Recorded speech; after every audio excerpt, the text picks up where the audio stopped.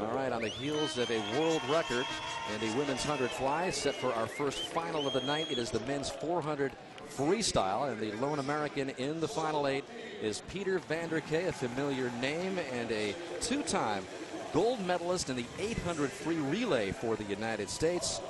So it's van der Kay in lane 2. You can see fourth in this event, just off the podium in Beijing.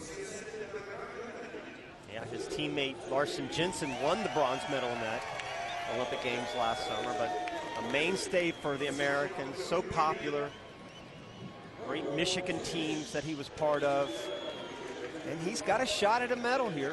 You know, this is a wide open event. Park Tae-won, we'll get to that more later on, Dan, but the Olympic gold medalist doesn't even qualify, so it opens it up even more. The defending Olympic and world champion Park Tae-won of Korea did not make it into the finals. We're going to see Park Tae-won later on in the 200, but that was a shocker, so maybe that makes van der Kay and company's quest here a lot easier to perhaps make some noise here. You've got Oz Maluli in lane 3, just below van der Kay. He's the Olympic 1500-meter champion. We just saw the oldest women's record, world record, go off the books. Ian Thorpe's world record, considered at one time magical, Rowdy, 3:40.08. Maybe there's a chance it could go tonight. It would shock me to see this world record. Not so shocking for Sjöström, but this one, I mean, he has the 8 fastest times in history, Dan. And the second fastest performer, Park Tae-won, is not in the field. And he was almost 2 seconds behind. His best time is still almost 2 seconds behind Thorpe. So it would be shocking to see a world record. I really expect this to be kind of a cat and mouse race. I don't think anybody's going to really stand up and go for it early on. They're proving me right. They're just kind of laying back. You got a lot of good back half swimmers. I'd like to see PVK, everybody calls him PVK, Peter van der Kay, to take it out, try to remove himself from the rest of this field, put the pressure on the rest of the field. Now you like Zhang Ling in lane 5 from China, and he's doing pretty well right now at the 100-meter mark, 8 lengths of the pool.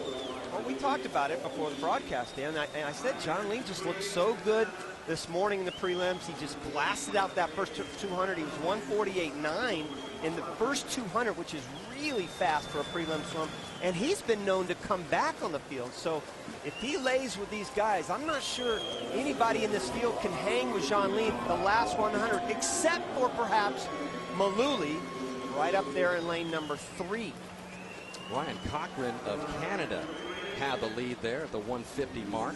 They're under American record pace right now. Van der Kay was slowed early this year by a virus, which many, including himself, thought at the time it could have been the swine flu, but we talked to him before these championships began, and he said, I was never tested for it specifically, but I did feel bad. I did get behind my training for a while, but I feel very good right now here in Rome.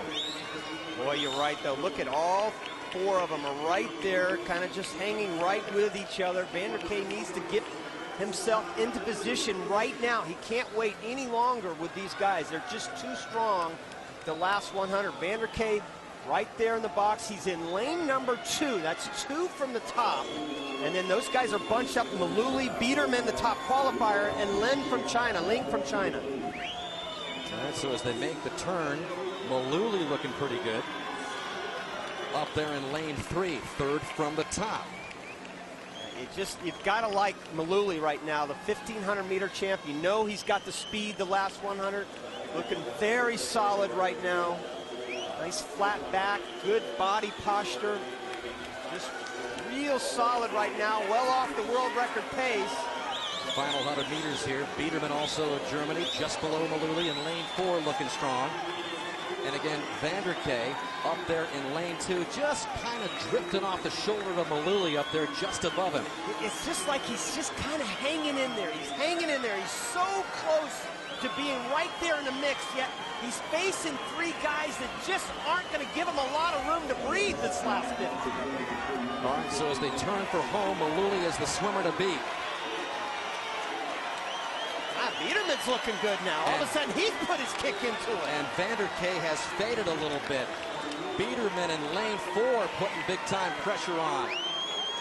And Biederman has taken residents ahead of the field.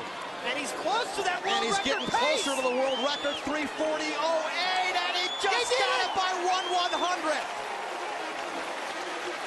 The second oldest men's record on the books, and a lot like the previous race. Didn't seem like it was going to happen until the final 10 or 15 meters. But the Torpedoes vaunted 400 free world record history. Vanderkay finishes fourth, Maluli second, Zhongling third. What a swim by Biederman. Unbelievable. I mean, when he touched, you and I looked at each other and said, what was that? It was two back-to-back world records. Watch the finish right there. He is just so... Once he put his kick into it coming off that last 50, I knew he'd have a lot left. But remember, Dan, when he flipped at the 300 turn, that world record line was about a half body length ahead of him. And, you know, he's facing Ian Thorpe the last 100. I just did not think he'd have enough to get in. He barely had enough to get in, but he did it. And now he's the new world record holder by 1/100th of a second. And again, it's just not any world record. One that's been on the books since 2002.